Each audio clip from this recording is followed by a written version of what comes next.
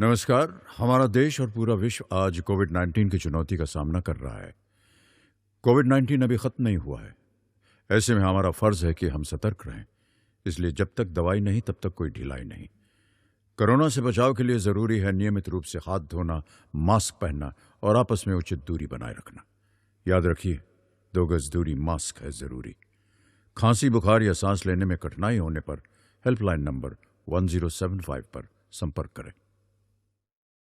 Hello बच्चों, नमस्कार। एक बार फिर से स्वागत है आपका हमारे एक और नए वीडियो में, जिसमें मैं परशुराम अग्रवाल आज आप लोगों को पढ़ाऊंगा कक्षा 10 रोजगार कौशल एम्प्लॉयबिलिटी स्किल्स की इकाई क्रमांक 3 सूचना और संचार प्रौद्योगिकी कौशल, जिसे इंग्लिश में इंफॉर्मेशन एंड कम्युनिकेशन टेक्नोलॉजी कहते हैं।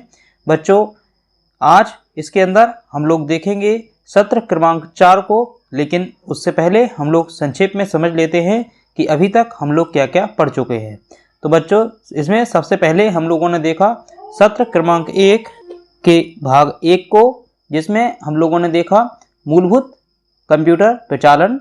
इसके अंदर हम लोगों ने देखा कंप्यूटर हार्डवेयर और सॉफ्टवेयर के बारे में, कंप्यूटर को स्टार्ट किस प्रकार से किया जाता है, कंप्यूटर स्टार्ट होने पर निष्पादित होने वाले मूलभूत कार्य कौन कौन से हैं, लॉगिन और लॉग आउट किस प्रकार से किया जाता है एवं किस प्रकार से कंप्यूटर को शट डाउन किया जाता है।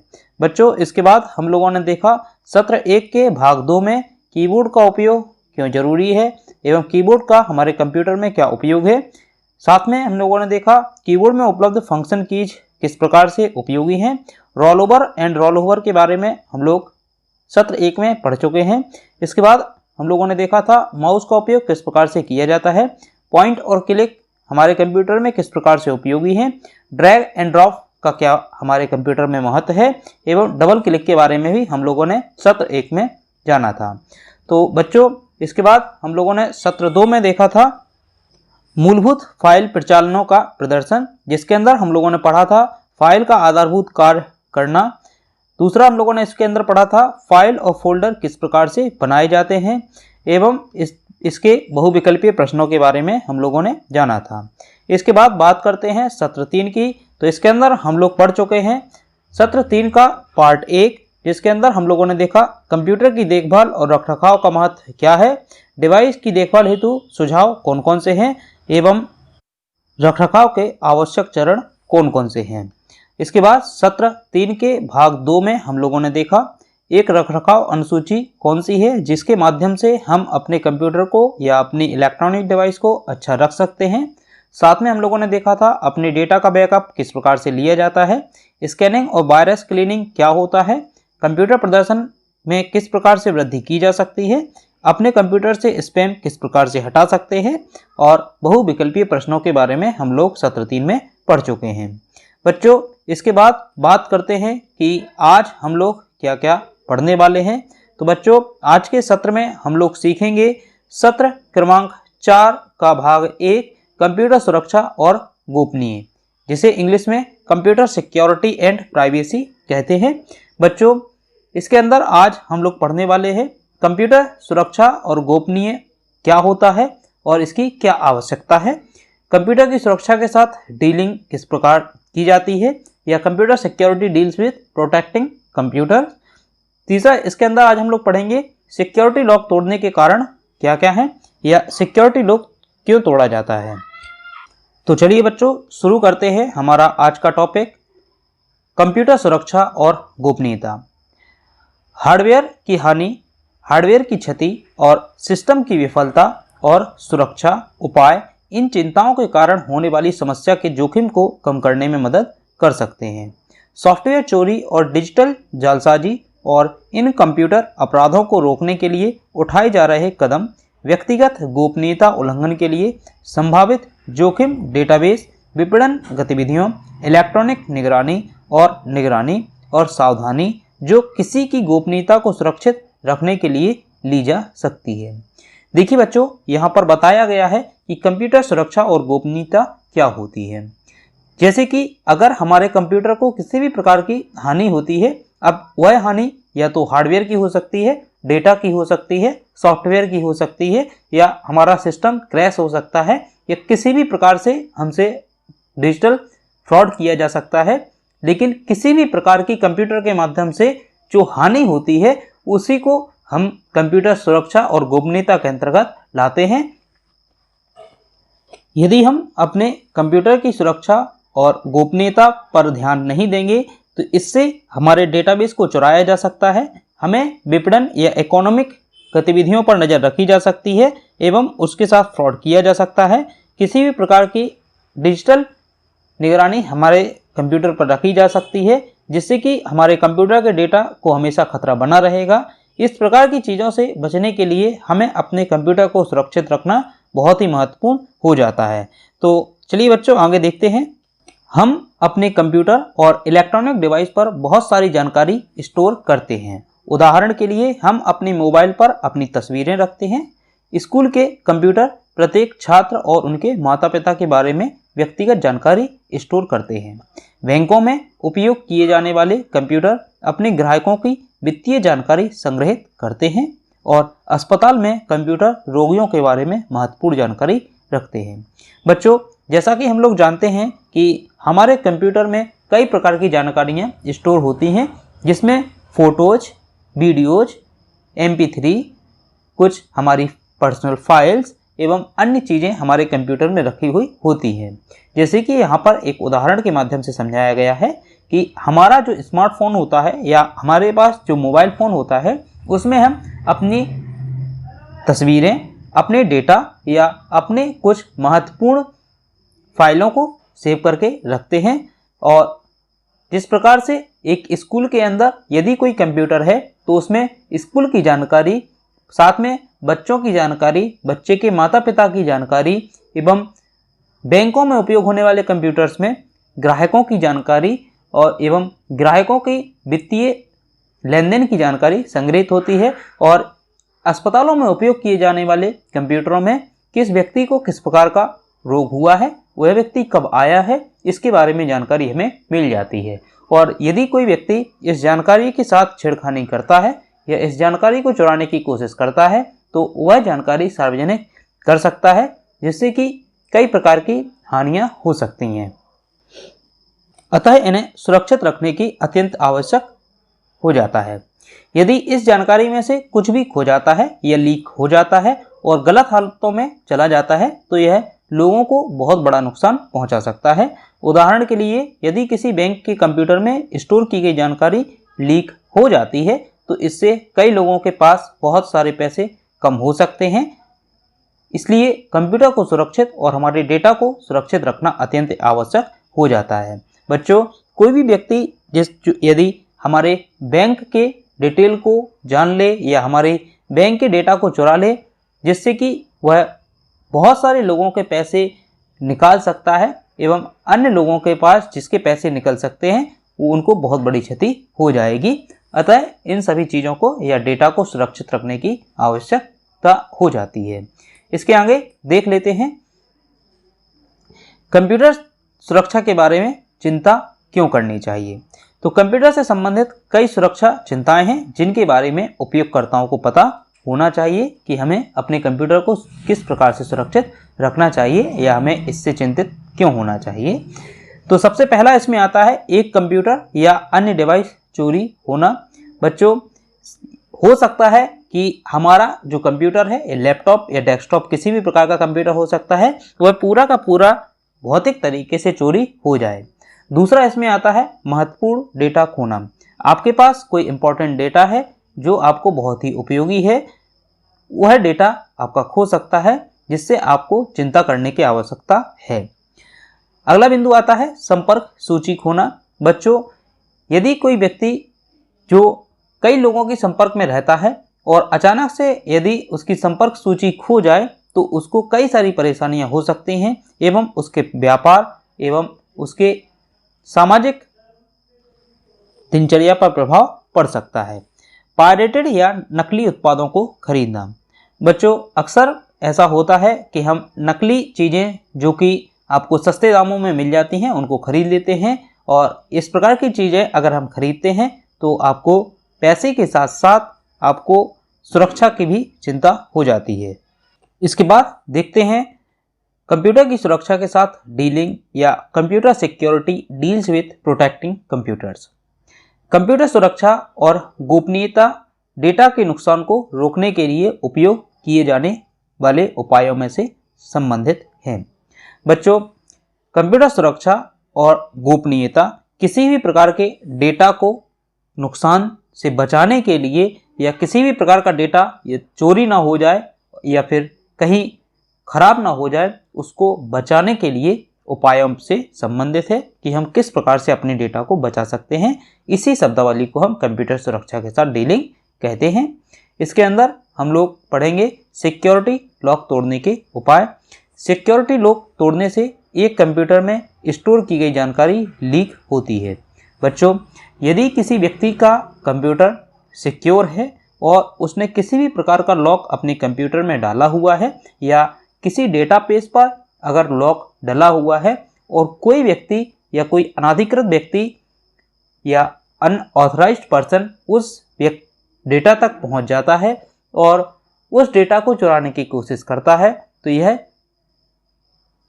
उस जानकारी को लीक करने या फिर उसको चुराने की कोशिश के अंदर देखा जाएगा।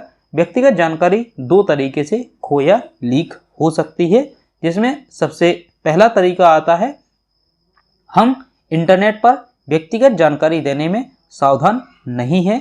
उदाहरण के माध्यम से देख लेते हैं कि हम असुरक्षित साइटों पर अपने अकाउंट का विवरण और पासवर्ड शेयर करते हैं। बच्चों, जब हमें इंटरनेट का ज्ञान नहीं होता है, उस समय पर किसी भी साइट पर यदि हमसे हमारा किसी भी प्रकार का डेटा मंगाया जाता है तो हम वहां पर अपने डेटा को दे देते हैं और उस साइट पर आगे बढ़ जाते हैं। बच्चों, हो सकता है वह एक फ्रॉड वेबसाइट हो जिससे आपके डेटा को लेकर उसको नुकसान पहुंचा सकता है और आपके किसी भी अकाउंट से पैसे निकाल सकते हैं या आपके पर्सनल इंफॉर्मेशन को लीक किया जा सकता है। इससे बचने के लिए आप इस प्रकार की वेबसाइट जो कि आपको ऐसा लगता है कि यह सही नहीं है, वहां पर आप अपना डेटा न डालें या वहां पर आप अपनी जानकारी भरते समय सावधानी रखें ताकि आप सिक्योर रहें, आपका डेटा सिक्योर रहे। एक व्यक्ति को हमारे कंप्यूटर तक अनधिकृत पहुंच प्राप्त होती है यदि हम कंप्यूटर को बिना लॉगआउट किए छोड़ देते हैं, तो यह कार्यालय में हो सकता है। बच्चों, जब हम अपने कंप्यूटर पर काम करते हैं और अचानक से यदि हमें ऐसा कोई काम आ जाता है कि हमें जानने की आवश्यकता हो जाती है, तो सबसे पहले हम अपने कंप्यूटर को लॉगआउट करें, क्योंकि यदि हम लॉगआउट नहीं करते हैं और कोई अनऑथराइज्ड पर्सन हमारे डेटा तक पहुंचता है तो वह हमारे डेटा के साथ में छेड़खानी कर सकता है या हमारे डेटा को हटा भी सकता है। इसके लिए आप प्राइवेसी का ध्यान दें, आप अपने कंप्यूटर को सिक्योर रहें या फिर आप अपने कंप्यूटर को लॉक करें, पासवर्ड डालें या फिर आप अपने कंप्यूटर को लॉगआउट भी कर सकते हैं, जिससे कि कोई भी अनऑथराइज्ड पर्सन आपके कंप्यूटर तक नहीं पहुंच सकता और आपके डेटा को छेड़ नहीं सकता एवं आपका डेटा सुरक्षित रहेगा। तो इन कुछ चीज़ों का हमें ध्यान रखना है जिसके माध्यम से हम अपने डेटा को एवं अपने कंप्यूटर को सुरक्षित रख सकते हैं और कोई अनधिकृत पर्सन, कोई अनऑथराइज्ड मैन हमारे कंप्यूटर तक नहीं पहुंच सकता और हमारे कंप्यूटर को खराब नहीं कर सकता। इसके आगे देख लेते हैं, कंप्यूटर सुरक्षा और गोपनीयता उन उपायों के बारे में है जिन्हें हम कंप्यूटर में संग्रहित व्यक्तिगत डेटा तक पहुंच को प्रतिबंधित करने के लिए ले सकते हैं। बच्चों, यहाँ पर बताया गया है कि यदि हमारा कोई पर्सनल डेटा है जिसको केवल हम देखना चाहते हैं और उस डेटा तक कोई अन्य व्यक्ति ना पहुंच सकें, तो इसके लिए हमें अपनी कंप्यूटर की सुरक्षा और उसकी गोपनीयता पर ध्यान देना होगा। इसके आगे बात करते हैं कि कंप्यूटर के लिए किस प्रकार के खतरे हैं। कंप्यूटर के लिए वह कौन कौन से खतरे हैं जो हमारे कंप्यूटर को या हमारे डेटा को असुरक्षित कर सकते हैं। खतरे वे तरीके हैं जिनसे हमारी जानकारी के बिना व्यक्तिगत जानकारी को कंप्यूटर से लीक किया जा सकता है। बच्चों, जब हमारी जानकारी को कोई व्यक्ति चुराता है या हैक करता है या क्रैक करता है, तो वह व्यक्ति हमें बता करके कभी नहीं करेगा। इस प्रकार की चीज़ें हमें बिना बताए होती हैं और जब हमें बिना बताए चीज़ें की जाती हैं तो वह हमेशा गलत होती हैं। अतः हमें कोई भी व्यक्ति यदि हमारे डेटा को चुराता है या हमें नुकसान पहुंचाने की कोशिश करता है तो इसके लिए हमें अपने डेटा को सिक्योर रखना है एवं उसकी प्राइवेसी पर ध्यान देना है। पहले तो हम लोग जान लेते हैं कि यहाँ पर कंप्यूटर को या कंप्यूटर के डेटा को किस प्रकार से चुराया या फिर खराब किया जा सकता है। तो सबसे पहला बिंदु आता है चोरी, कि यहाँ पर डेटा की चोरी हो सकती है, हमारे कंप्यूटर की चोरी हो सकती है या कोई अन्य चोरी भी हो सकती है। तो चोरी का अर्थ है सूचना या फिर हार्डवेयर की चोरी। तो बच्चों, या तो हमारी जानकारी को चुराया जा सकता है या हो सकता है कि हमारे कंप्यूटर सिस्टम को ही चुरा लिया जाए। तो सबसे पहला यहाँ पे आता है भौतिक चोरी, दूसरा आता है पहचान की चोरी और तीसरा आता है सॉफ्टवेयर की चोरी। बच्चों, एक एक करके इनको जान लेते हैं। तो इसमें सबसे पहला आता है भौतिक चोरी। यहाँ पर भौतिक चोरी के अंदर कोई भी व्यक्ति आपका डेस्कटॉप, कंप्यूटर या लैपटॉप चुरा सकता है। जैसे कि बच्चों आप लोग देख रहे हैं अपनी स्क्रीन पर, इसमें एक व्यक्ति जो कि लैपटॉप को चुरा करके जा रहा है। यह व्यक्ति हम नहीं जानते कि कौन है, और इसी प्रकार से जब कोई चोर आपके डेटा या आपके कंप्यूटर को चुराता है तो उसको हम भौतिक चोरी कहते हैं।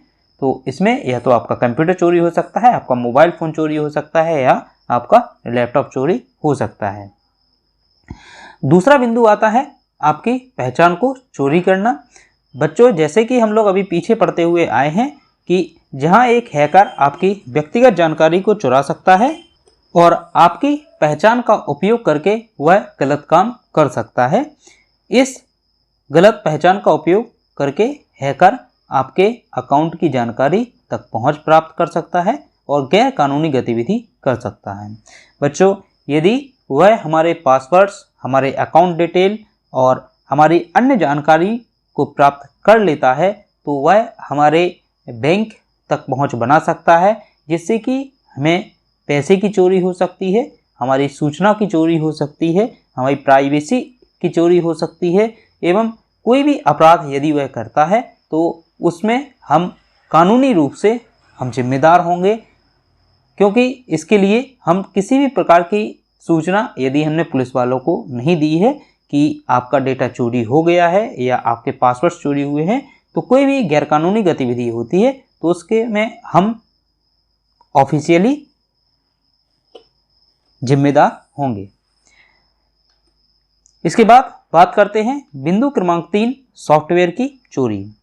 बच्चों, अक्सर हम कंप्यूटर पर ऑनलाइन सॉफ्टवेयर डाउनलोड करते हैं और जब हम ऑनलाइन सॉफ्टवेयर डाउनलोड करते हैं तो वह सॉफ्टवेयर की चोरी कहलाती है, क्योंकि उनके लिए हम किसी भी प्रकार का पैसा नहीं देते हैं और वह सॉफ्टवेयर पायरेटेड सॉफ्टवेयर होते हैं। यह सॉफ्टवेयर की चोरी है और इसमें कंप्यूटर प्रोग्राम या सॉफ्टवेयर की बिना लाइसेंस और अनधिकृत प्रतियों का उपयोग या वितरण शामिल है। बच्चों, जब हम किसी सॉफ्टवेयर को कंप्यूटर से डाउनलोड करते हैं तो उसका हमें लाइसेंस वर्जन नहीं दिया जाता है, वह ऑथराइज्ड नहीं होता है और इस प्रकार के सॉफ्टवेयर हमेशा सॉफ्टवेयर चोरी के अंतर्गत आते हैं या इस प्रकार के सॉफ्टवेयर को पायरेटेड सॉफ्टवेयर कहा जाता है, क्योंकि इस प्रकार के सॉफ्टवेयर आपके कंप्यूटर एवं डेटा की सुरक्षा नहीं कर सकते और आपकी जानकारी को हैकर्स तक पहुंचा देते हैं। अतः कभी भी आप पायरेटेड सॉफ्टवेयर का उपयोग ना करें। इसके लिए आप लाइसेंस सॉफ्टवेयर का उपयोग करें, जिसके लिए आपको कुछ पैसे पेड करने होंगे। बच्चों, इसके आगे बात करते हैं कंप्यूटर के लिए खतरे का दूसरा बिंदु, वायरस, जो कि सबसे बड़ा जिम्मेदार है, या यह कहें कि हमें हमारे कंप्यूटर को वायरस से बचाना है, क्योंकि यदि हमारे कंप्यूटर में वायरसेस हैं तो वह हमारे कंप्यूटर की परफॉर्मेंस पर, हमारे सिक्योरिटी पर बहुत बड़ा प्रभाव डालती है। सबसे पहले वायरस कंप्यूटर प्रोग्राम हैं जो डेटा और सॉफ्टवेयर प्रोग्राम को नुकसान पहुंचा सकते हैं या कंप्यूटर पर संग्रहित जानकारी को चुरा सकते हैं। बच्चों, वायरस किसी भी प्रकार का कोई कंप्यूटर प्रोग्राम हो सकता है और इसका काम हमारे डेटा को चुराना, हमारे सॉफ्टवेयर प्रोग्राम को खराब करना एवं हमारी जानकारियों को एक जगह से दूसरी जगह पहुंचाने का हो सकता है। और जब हमारी जानकारी यह चुरा करके किसी अनऑथराइज्ड पर्सन तक भेजेगा तो वह उस जानकारी का उपयोग करके हमें नुकसान पहुंचा सकता है। अतः हमें इस बात का विशेष ध्यान देना है कि हमारे कंप्यूटर में वायरस ना आ पाए, और इसके लिए आप एंटीवायरस सॉफ्टवेयर का उपयोग कर सकते हैं। और यह बात ध्यान रखने की ज़रूरत है कि जब भी आप एंटीवायरस सॉफ्टवेयर का उपयोग करें तो इसके लिए आप परचेस्ड एंटीवायरस सॉफ्टवेयर का उपयोग करें, लाइसेंस्ड एंटीवायरस सॉफ्टवेयर का उपयोग करें, क्योंकि यदि आप लाइसेंस बेस्ड एंटीवायरस सॉफ्टवेयर का उपयोग नहीं करते हैं तो यह किसी भी प्रकार के वायरस को नहीं हटा सकता और आपके कंप्यूटर की सिक्योरिटी नहीं कर सकता। अतः आप हमेशा सही एंटीवायरस सॉफ्टवेयर का उपयोग करें। प्रमुख प्रकार के वायरस वर्म्स और ट्रोजन हॉर्स हैं और इससे हमें अपने कंप्यूटर को बचाना चाहिए। देखते हैं वर्म्स के बारे में कि वर्म्स क्या होता है। वर्म्स ये वायरस होते हैं जो कंप्यूटर पर हमला करने के बाद खुद को दोहराते हैं और सभी फाइलों में फैल जाते हैं। इससे इन्हें निकालना बहुत मुश्किल हो जाते हैं। बच्चों, वर्म्स एक ऐसा वायरस होता है जो यदि हमारे कंप्यूटर के अंदर एंटर हो जाता है तो यह ऑटोमेटिकली खुद से ही फैलता जाता है। यह एक के बाद एक खुद से ही मल्टीप्लाई करता जाता है और यह हमारी सभी फाइलों में, कंप्यूटर की सभी फाइलों में फैल जाता है और उसको नुकसान पहुंचाना शुरू कर देता है। और जब यह बहुत तेज़ी से फैल जाता है तो इसको कंप्यूटर से निकालना बहुत ही मुश्किल हो जाता है और हमारे कंप्यूटर की फाइलें, हमारे कंप्यूटर के सॉफ्टवेयर एवं हमारी जानकारी क्रैश हो सकती है या फिर डिलीट भी हो सकती है, जिससे कि आपको कई सारी परेशानियों का सामना करना पड़ सकता है। बच्चों, हम कुछ वर्म्स सॉफ्टवेयर को देख लेते हैं कि वह कौन कौन से ऐसे प्रोग्राम हैं जो वर्म्स कहलाते हैं। इसमें सबसे पहला आता है मॉरिस वर्म, यह एक वायरस है। दूसरा इसमें आता है आई लव यू, यह भी एक वायरस है। तीसरा इसमें आता है निम्दा, जो एक वर्म्स वायरस है। चौथा आता है कोड रेड, यह एक वर्म्स वायरस है। पांचवा आता है मेलिसा, यह भी एक वर्म्स वायरस है। 6 नंबर पे आता है एमएस ब्लास्ट, यह भी एक वर्म्स वायरस है। 7वां आता है सॉबिक, यह भी एक वर्म्स वायरस का नाम है। 8वां आता है स्टोर्म वर्म, जो कि एक वर्म्स वायरस का नाम है। 9वां आता है माइकलैंग्रो, जो कि एक वर्म्स वायरस का नाम है। एवं 10वां आता है जेरूसलेम, जो कि एक वर्म्स वायरस का नाम है। बच्चों, यदि आपको कभी भी इस प्रकार के नाम आपके कंप्यूटर पर दिखते हैं या इस प्रकार के वायरस आपको लगता है कि आपके कंप्यूटर में है, तो इसे आप तुरंत ही स्कैन करें एवं एक अच्छे एंटीवायरस सॉफ्टवेयर का उपयोग करें, जिससे कि आपका कंप्यूटर सिक्योर हो सके और आपका डेटा सिक्योर हो सके और आप एक नुकसान से बच सकें। बच्चों, अपनी डेटा को सुरक्षित रखने के लिए आप कभी भी कुछ ऐसी वेबसाइट्स या मेल पर क्लिक ना करें जहां आपको लगता है कि आप इस वेबसाइट्स या मेल को नहीं जानते हैं। यदि आप उस मेल को या उस वेबसाइट को नहीं जानते हैं तो उसको सावधानी से ओपन करें या उस पर क्लिक ही ना करें।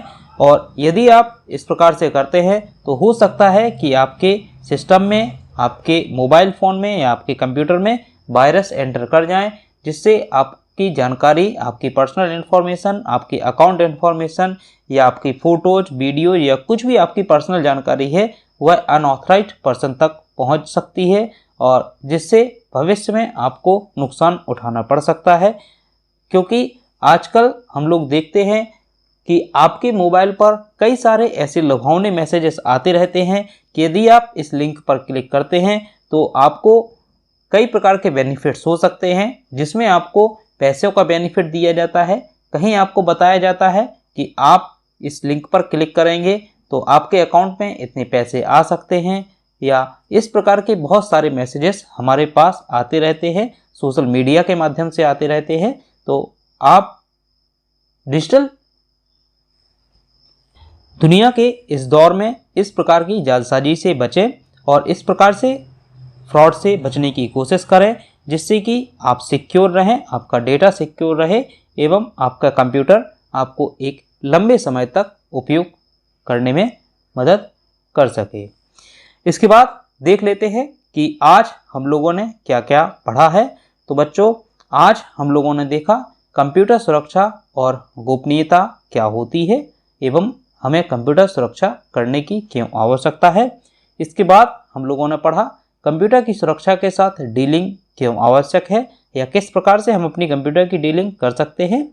इसके बाद हम लोगों ने पढ़ा सिक्योरिटी लॉक तोड़ने के कारण कौन कौन से हैं या किस प्रकार से सिक्योरिटी लॉक तोड़ सकते हैं।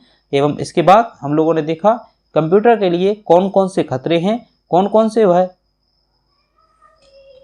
खतरे हैं जो हमारे कंप्यूटर को नुकसान पहुंचा सकते हैं। बच्चों, अभी हमने सारे खतरे नहीं पढ़े हैं।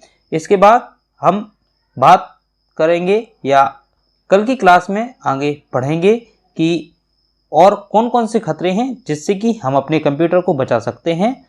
तो बच्चों, आज की क्लास में बस इतना ही। कल एक बार फिर से आपसे मुलाकात होगी जिसमें मैं आपको पढ़ाऊंगा सत्र क्रमांक 4 कंप्यूटर सिक्योरिटी एंड प्राइवेसी के भाग क्रमांक 2 को। तब तक के लिए नमस्कार, धन्यवाद।